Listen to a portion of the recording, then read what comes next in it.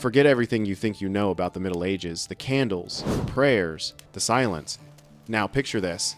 The church bells toll curfew, a tavern door bursts open, and ale floods the floor as laughter and chaos fill the night. Someone's singing a filthy tune, someone's kissing the wrong person, and in the corner, a priest grips a knife he swears he won't use. The so-called Age of Faith was also an age of booze, lust, and violence, and tonight we're stepping right into it. If you really want to understand medieval life, you don't go to the cathedral, you go to the tavern, where joy, sin, and survival all shared the same drink. We begin where medieval joy most reliably exploded, the alehouse and the tavern. Step inside, mind your head on the low beam, and you meet the throb of a living room for the whole town. The place is tiny, sometimes no bigger than a shed, 40 square feet if you're lucky. It's hot, packed, and smells like smoke, sweat, and the sour bite of yesterday's brew.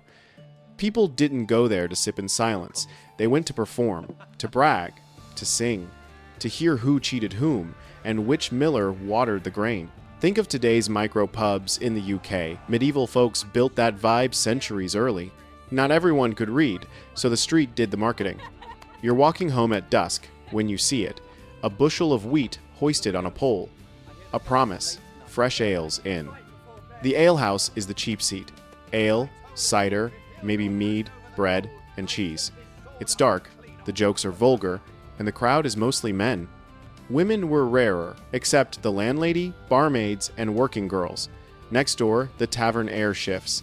The linen is clean, cups are wood-edged with silver, and you can get wine.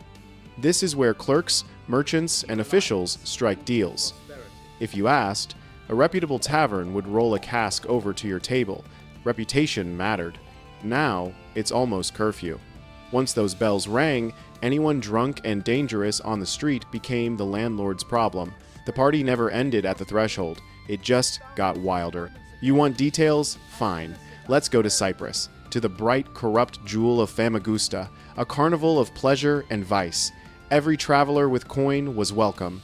It's 1428.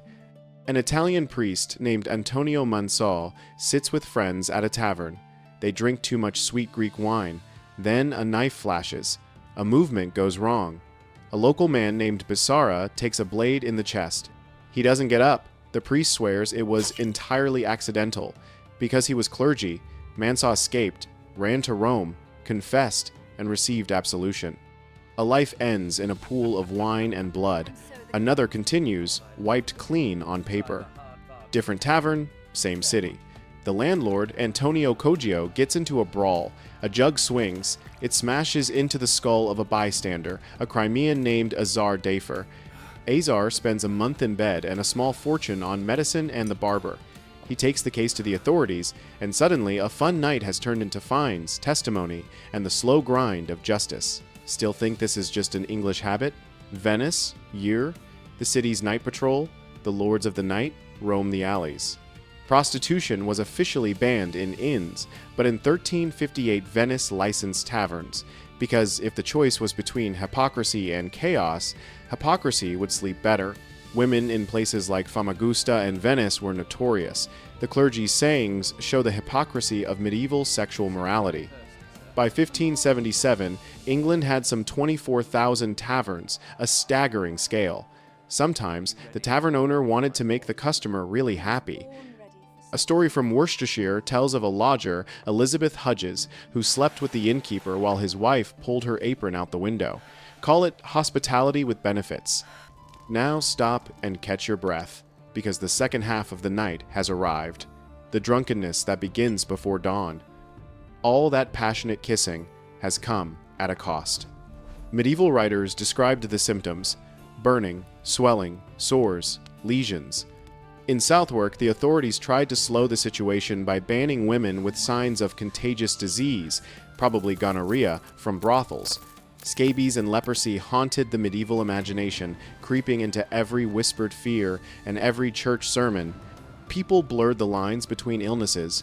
What we now recognize as bacteria and infection, they believed to be divine punishment for sin. Society publicly condemned prostitution, yet secretly depended on it, calling it a necessary evil that protected respectable wives from unfaithful husbands. Meet Arnaud Dioneel, a French cleric in the 14th century. One reckless night, he visits a prostitute.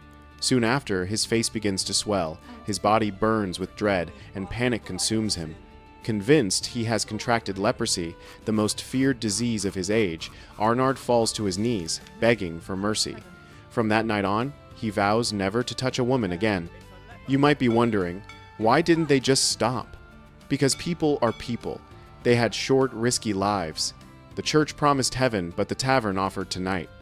And tonight was loud, warm, and full of people who knew your name. The alehouse was the unofficial town hall. The tavern was the city's rumor mill. The authorities managed flows of bodies and money that powered the city's heart. So, what did a medieval night out really look like? It looked like ours, only louder and riskier. It looked like humans being human in cramped rooms with cheap lighting and cheaper arguments. It looked like friendship and flirting, insults and songs, full bellies and empty purses, a priest with a knife he didn't mean to use, and a line outside the barber's the next day. It looked like a drinker's paradise that always sent you home with a price to pay. If you're still here, I have a question. Which part surprised you most? The priest's accident, the licensed brothels in Venice, the cabbage leaf poultice, or the quicklime? Drop it in the comments. And if you want more nights like this, more history that breathes, sweats, and occasionally bleeds, hit subscribe and ring the bell. We've got new stories every day. You're watching Flow of History. Now finish your drink before the bells start.